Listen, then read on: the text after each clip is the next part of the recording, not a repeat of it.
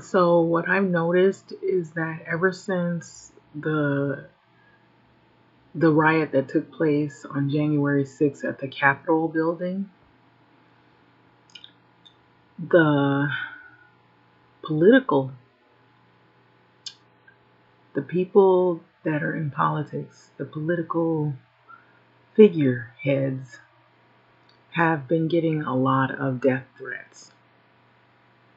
And they probably already do get a lot of multiple threats, but it's now so bad that you have even some of the people that normally they say, oh, we get so many threats. It's there are articles coming out about how it has increased since that time. And I feel like when you have people that will storm, as they call themselves, doing January 6th, they stormed the Capitol in efforts to create this coup to overturn the election. It showed a sign of how unsafe America and unprotected America was by that show of display when you had groups of people feeling as though that they were taking over and they were going to change things in their favor. They were also showing how weak and how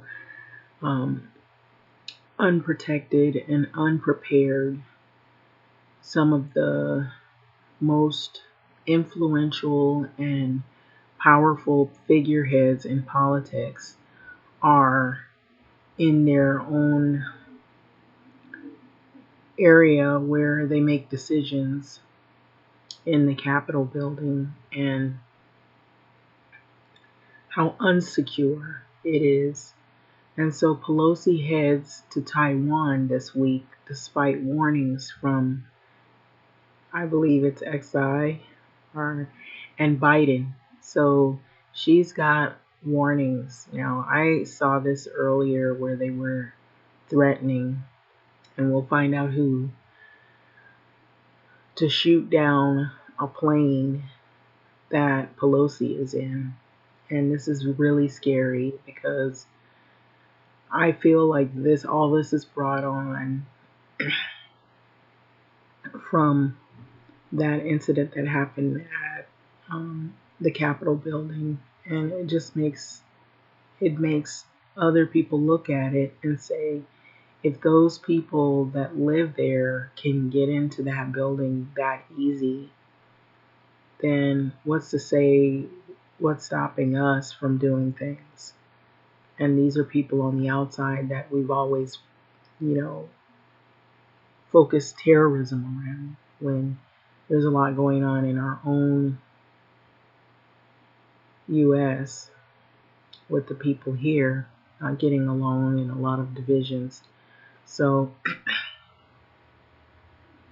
here's the article right here, and I saw it. This is by Andrew Desiderio and Alexander Ward, and I believe this might be out of the Los Angeles Times, if I'm not mistaken, because most of this is the Politico. So yeah, so this right here does not look good at all.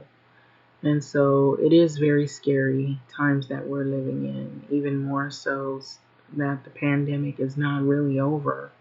It's just that now we're living with the disease, and now other diseases are coming out, and now this, the threats that are being hurled at Nancy Pelosi. And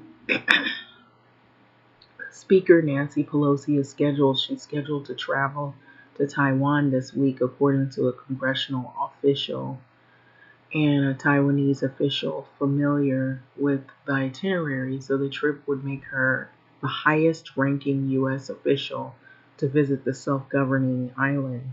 This has been in decades. So Pelosi's travel plans, which remain officially unconfirmed, have been the subject of um, bellicosity and rhetoric. So this is from China over the past few weeks. So there's been a lot of suggestions that her plane could be shot down.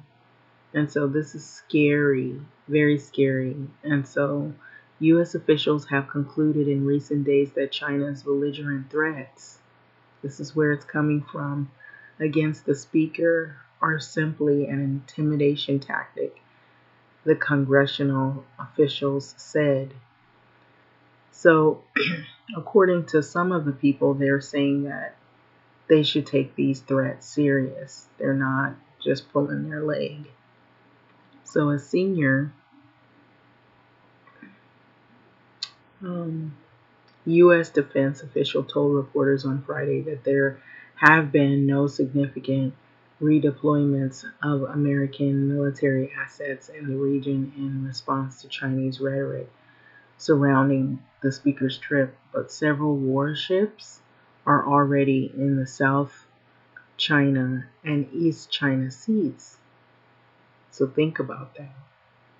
President Joe Biden, national security and military advisors had cautioned Pelosi against this visit. So Politico previously reported giving the heightened tensions between Washington and Beijing.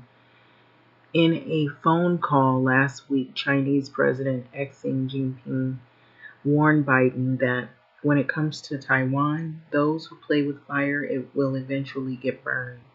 So Beijing views Taiwan as an inseparable part of China and has strongly contested what it views as U.S. interference in domestic affairs. So this sounds pretty serious, and I hope nothing really bad comes out of it, but it is scary what they're saying, and I think they probably should take it more serious. So meanwhile, in Washington, fears have grown in recent months as XI plans to invade the island. Okay, so the U.S. has maintained its so-called One China policy and does not have formal diplomatic relations with Taiwan, but has affirmed that Taipei's right to self-defense and has sent billions of dollars worth of weapons to boost its arsenal. Pelosi was in Singapore on Monday as part of a four-country swing through Asia. So she is also scheduled to visit Malaysia, South Korea, and Japan during this trip. So House Foreign Affairs Committee Chair Gregory Meeks and Veterans Affairs Committee Chair Mark Takano are among the lawmakers accompanying Pelosi. And I would believe that might be for, the so that they are able to communicate during these meetings. Um,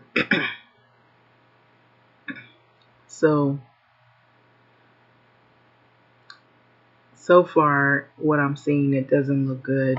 Further down, I'm kind of eyeballing some of the things that they're saying here, and it doesn't look good. So it says, we look forward to the productive meeting that will continue to inform Congress work to advance for our values and interests and strengths, our partnerships in the region, Pelosi said in a statement over the weekend. But her office has declined to confirm her travels to Taiwan, citing security risks for the speaker, who is second in line to the U.S. presidency. Politico is withholding the date of Pelosi's expected arrival.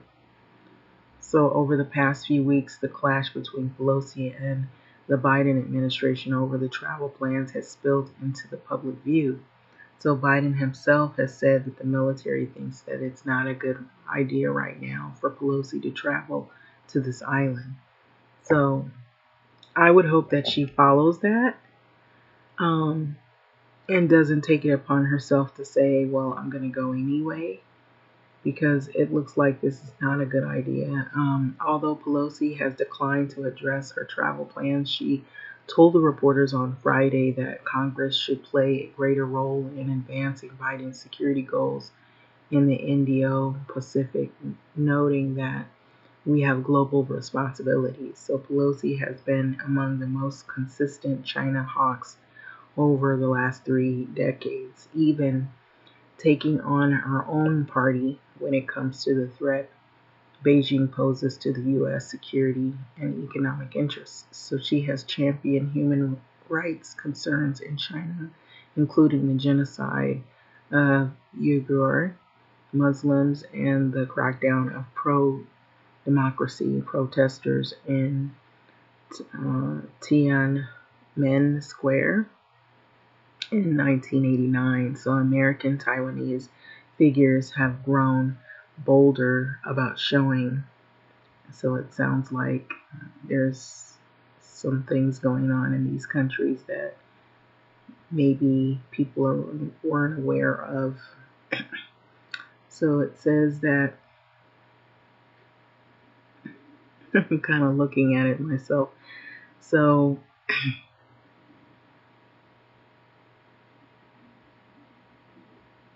yeah, so it says they've grown bolder about showing their support for the relationship rankling China in the process. So by Gihim Hasayo, the Democratic Island de facto representative of the U.S. attended Biden's inauguration. So 4 months later, U.S. Ambassador to Paul John Hennessy Nenland became the first sitting American envoy to travel to Taiwan since Washington cut formal ties to Taipei. This was in 1979. So, and China's aggression has led current and former officials, including lawmakers from both parties, to push for a wholesale change in America's posture toward Taiwan, including a scrapping of the so-called strategic ambiguity doctrine that has guided U.S. policy toward Taiwan for the past 4 decades.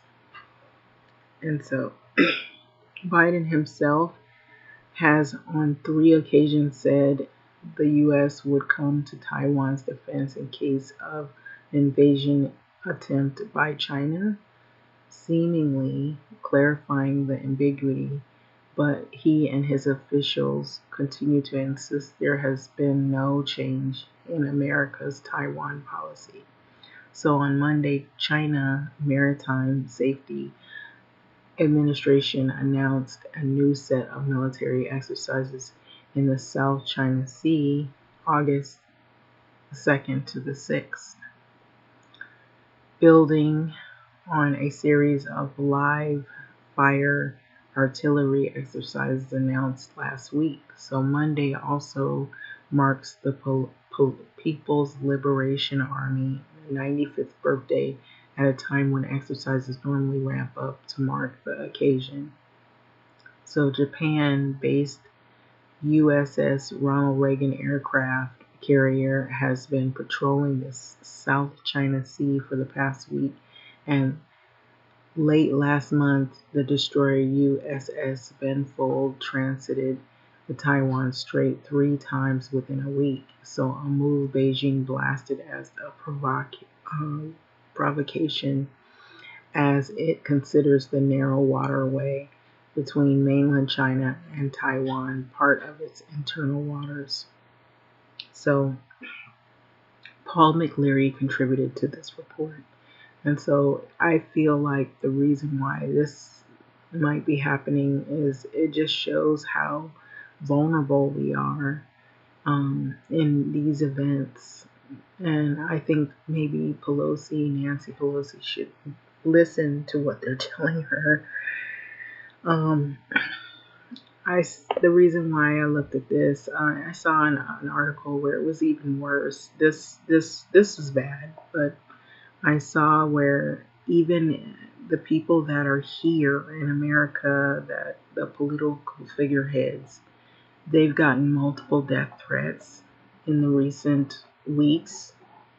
right just after the Capitol insurrection or riot that took place January the 6th. And there's been people that have tried to enter the building with weapons. I think there was one article thing that I was reading where some guy had what looked like a sharp object and they had apprehended him, and he was very close to entering that area. They also have tried to ramp up their security since the Capitol January 6th event that took place. And there's been other calls of death threats. Some other political figureheads have been getting calls like every day of death threats. And people have been showing up to some of these people's homes. I guess their home address had been listed. And so there were people that were showing up to their homes and trying to threaten them. And this might not be the only home that they live in, because they might have more than one home, of course, but it might be a place that they're frequently at or they come to, and just that's too close to home. So they've been saying that they wanted to have more security ramped up because of what has been going on, the multiple death threats that they've been receiving. And so it sounds like it's gotten a lot worse anytime they had printed it like that, you know. And one of the women is getting like threats like every day of the week. She's getting like, can't even count how many death threat phone calls she's getting. So she's probably having to constantly change her number and change, or have somebody, she has somebody answering for her, but they're getting all these calls. They're inundated with death threat calls. So it is that bad. And so this right here, it doesn't seem like a surprise, but it is scary because it seems like this right here seems like a real direct threat to an American politician, female politician who is a Democrat. And there's so much going on right now, and I think she should probably take the words serious. And I think for her protection, that's what they're trying to do is keep her safe. Because there has been a lot of things that have happened so far with this. And anyway, having said that, we'll see how this goes. I probably wouldn't want to take that risk, and maybe she'll find another mode of transportation and she won't disclose it. That might be another way to still do what she has to do, but then we don't know if people are following her once she gets over there. And so if things are not good, then you don't want to walk into something that you're not prepared to deal with.